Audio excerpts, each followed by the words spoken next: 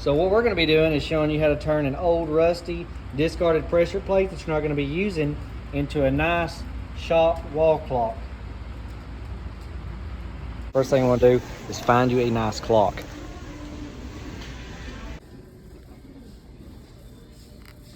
It also has the numbers, and I can cut those out and secure them to the pressure plate.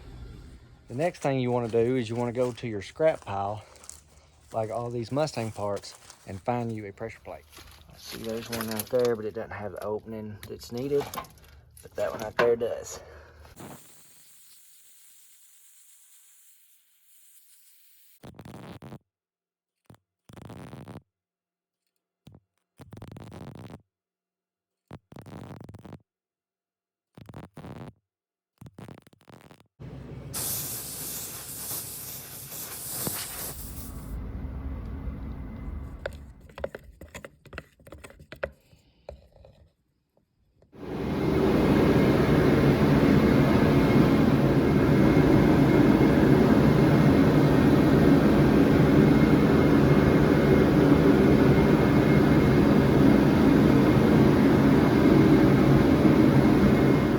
Now we've taken the screws out of it. Take the lens off. Now we have the exposed mechanism. So I'm gonna cut out each of these numbers right here. Okay, so I've taken off the little pieces right there. And I just unscrewed the time mechanism. Okay, we can take it. We can just sit it right down through that hole.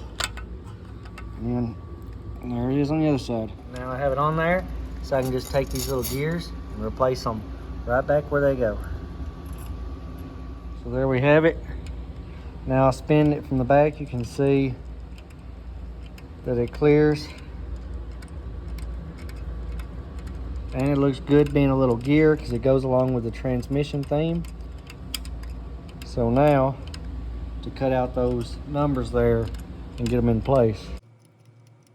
Now I've got it cut out, so I can just sit it right over the top of there and put it right there on the inside so it fits perfectly on the inside of my disc. And that right there will be my numbers. Now we're just going to shoot some silver on there because I want my numbers to be silver. So we'll let it dry and we'll shoot some more on there. Now to make these letters right here stick, I'm going to be using the JB Weld plastic bonder.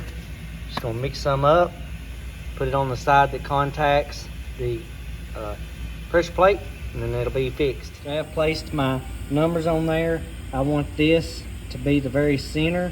I'll have a little hanger that goes through each of these holes that hooks up through it. So this will be my center.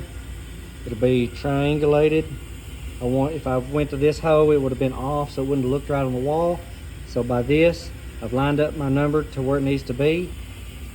And the last thing I did was drill out the holes here that held on the original disc here to get rid of some weight, and just put some bolts in there to cover up those. I made this little piece here to go right in there and then hold it up onto the wall. So that's what that's for.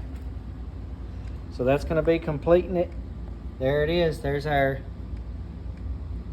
real nice wall clock, made strictly out of a cheap Walmart clock and an old rusty pressure plate.